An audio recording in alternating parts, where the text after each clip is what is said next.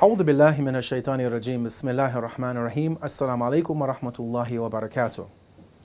Today, for the tradition that we want to look at, we actually are not going to look at the direct words and statements of the Messenger of God or his noble family members, but rather we want to look at one of the customs, one of the norms, one of the traditions which speaks about the way of life of the Messenger of God. Now we know that the Quran tells us in a beautiful passage where Allah tells us, لَقَدْ كَانَ لَكُمْ فِي رَسُولِ اللَّهِ أُسْوَةٌ حَسَنَةٌ, that indeed in the Messenger of God you have the most perfect example. We as believers are obligated to follow the tradition, the sunnah of Rasulullah. We have to take from his life example both in the obligatory aspects and also in the recommended. We need to try and emulate his life pattern and example as much as we can.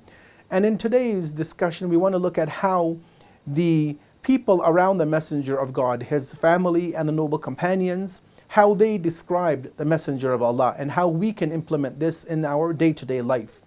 We read the following in the books of traditions. Indeed, he, the Prophet, would beautify himself for his companions, just as he used to beautify himself for his family members. And he has said, indeed, Allah loves for his servants that when they go out to meet their brothers in faith, that they prepare themselves and beautify themselves.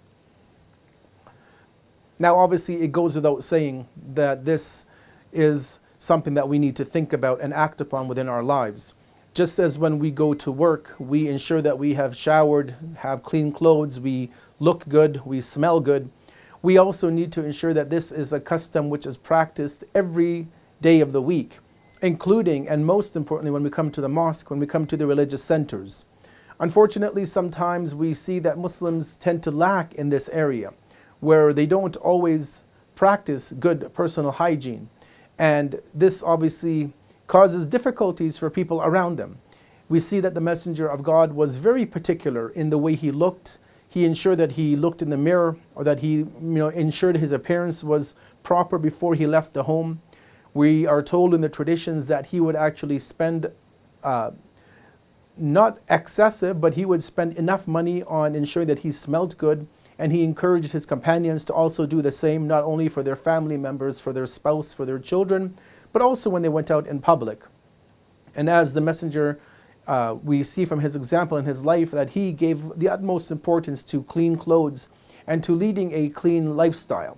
In fact, in one of the traditions we are told that an-nidafatu min al-iman, that cleanliness is actually a part of faith, and that one who has no cleanliness in his or herself, in their surroundings, in their life, then they are actually devoid or lacking in a part of their faith. So as the Messenger has told us, we as believers need to ensure that we look presentable, that we are decently dressed, appropriately dressed, and that we look proper in all times. And especially, again, we stress on the fact, especially when we come to the religious gatherings, when we are around the company of our fellow brothers and sisters. Wassalamu alaikum wa rahmatullahi wa barakatuh.